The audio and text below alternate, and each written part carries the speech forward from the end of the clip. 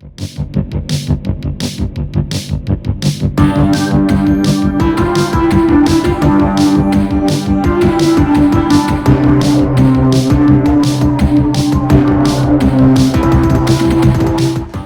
we discuss old school FPS shooters, we all have our favorites that come to mind. Wolfenstein, Doom, GoldenEye, Perfect Dark, Unreal, Quake 3, Half-Life, essentially the entire genre known as the boomershooter, the golden era of early FPSs. By the turn of the century, these games had all become mainstays for most people. Hell, even your mom knew what Doom was. It was that game you weren't allowed to play, because it was too evil and had Satan in it. I still played it, Mom. By October 2000, one game emerged from the competition to become a cult classic that helped prove that consoles could play with the big boys. Sure, Perfect Dark was a couch co-op favorite for dorm rooms everywhere, but any PC player looked down on these Nintendo games as something still for kids. But at least Nintendo had these games.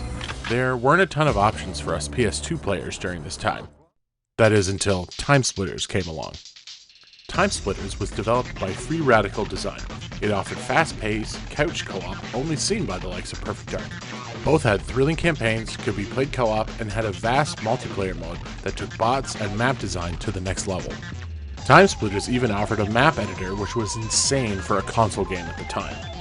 And if you're noticing similarities between these games, it's because most of the devs left Rare and came together to form Free Radical Design. Holdovers like the health and shield user interface are pulled directly from GoldenEye. You can almost hear the sound of taking damage when you see it. Time Splitters was massive and helped push the PS2 as a viable option for shooters. But it wasn't until Time Splitters 2 that I finally got my chance to experience the franchise.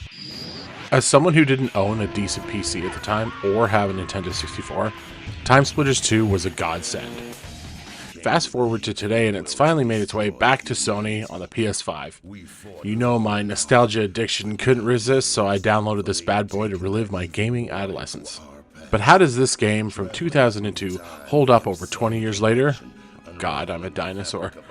Let's dive in and find out.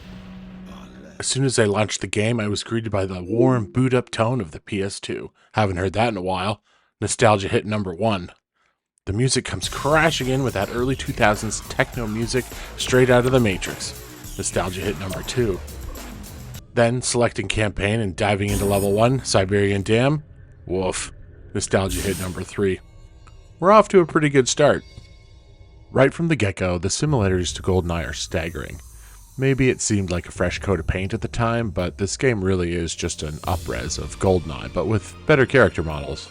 Everything just feels a little bit cleaner and smoother than its predecessor. Even some of the sounds are ripped straight from GoldenEye. Doors opening, guns reloading.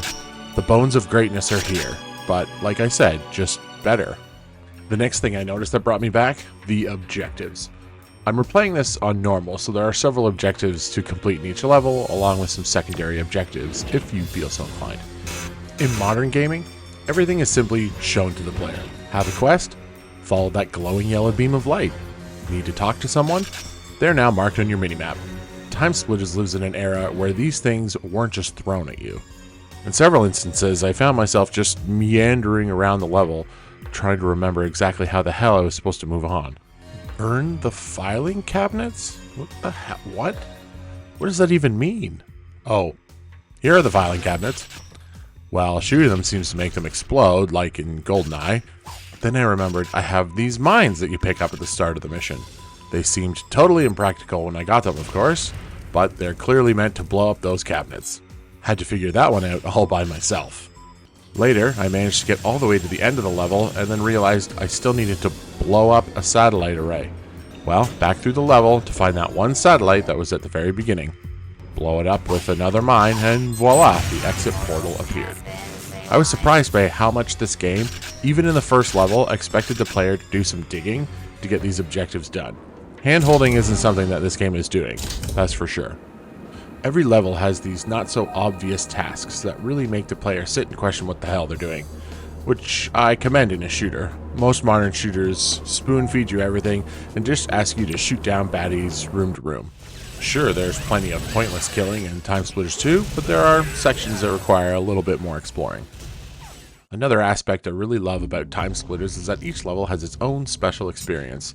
The game is one continuous, pulpy, 1950s-esque sci-fi romp. Each has a theme and really hams it up. Level 1 is an homage to GoldenEye and the dev's previous work. That became obvious really quickly. Both games' first levels are Russian-themed dams full of moronic grunts. The twist? Zombies. Because you know, Russians are always up to something. The second level is a detective noir theme where you infiltrate a mob boss's hideout. They even have you tasked with destroying whiskey barrels along the way. A common theme is breaking generic objects as you move through each level. I was surprised, however, that they actually programmed physics into these barrels. If you shot the top section, the barrels wouldn't drain enough and wouldn't count. Only by shooting the bottom of the barrel will it fully drain and count towards the objective. Sneaky free radical, making me actually think about the task instead of just blindly blowing everything up. It's little touches like this that make Time Splitters so charming. These are all examples of the devs expecting more from the player. As you move through the campaign, all these levels have great concepts that separate them from one another. An alien planet where you battle through two factions at war, a crypt below Notre Dame filled with zombies and helpless maidens in need of rescue. Gotta say, top-notch design on those maidens, by the way. Futuristic Tokyo, the Wild West, Latin America, it's all here, and it's all great fun from start to finish. While a touch short by modern standards, the campaign still holds up. It's varied and somewhat difficult when it wants to be. Hard mode offers more obscure objectives, and everything hits like a truck, which is fine if you want that. Most modern gamers can handle it, as long as you know the layouts of the levels. Where Time Splitters lacks in its long and intense campaign, it makes up by way of its arcade mode and challenge mode. Arcade mode was where I spent most of my time back in the day, and where you're going to be spending most of your time today. It's loaded with specific maps and battles to fight through, each with a completion rank of bronze, silver, and gold. The unlocks reward you with new maps, cheats, and characters to play as. Did I mention there were characters? No? Oh, well, there are a stupid amount of characters to unlock. Every model in the game, in fact, plus variations are available, so there's plenty to unlock over time. Arcade is also the mode where multiplayer maps are, so if you want to shoot your friends or load up a match with bots, this is where you can do it. Challenge mode is similar, but much more specific in its tasks. One room has you locked inside with endless zombies, but the only way to score is to shoot their heads off. Anything else doesn't count. This one kinda sucks. An early challenge is breaking panes of glass using only the grenade launcher option on your assault rifle. It sets you up for how tedious and difficult some of these challenges are going to be. Ultimately, challenge mode is really there to test the player under strenuous circumstances. So these ones are going to be the most difficult for the player to master. This mode is definitely meant to be the end game content. Lastly is the map editor. Back in the day, this blew my mind. This was also the feature in Tony Hawk 2, where I spent an equally ridiculous amount of time. But having it in a shooter was much more exciting for young me. He's like a young me. Please, young me was a hack compared to this guy. The system for building levels is simple and quick. You essentially pick presets and snap them together. If you're creative enough, you can really design some awesome levels. It even gives you the choice as to where the ammo and shields spawn, if there's exploding barrels or other hazards, and even adds objectives to make it feel like you're creating your own missions instead of just multiplayer maps. Back in the day, one of my favorite things to do was build a level chock full of mines in the center and have tons of bots constantly rushing to the objective to see if any of them could make it through. Spoiler, they did not.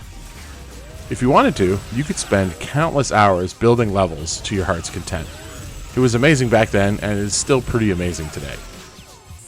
With Time Splitters 2 making its big return to PlayStation in 2024, it's evident that Time Splitters 2 stands the test of time.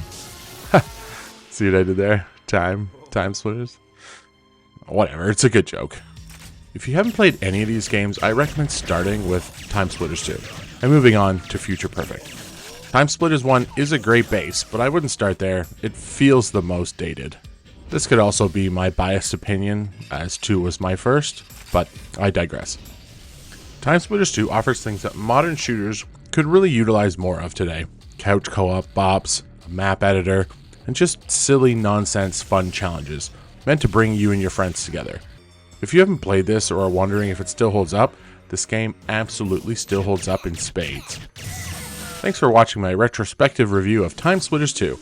It was a blast, and I hope you enjoyed. If you like what you saw, make sure to hit the like button, as it helps us here at the buffet. Subscribe if you haven't already, so we can grow our army of minions for a world domination. Thanks again, and I'll see you all on the next one.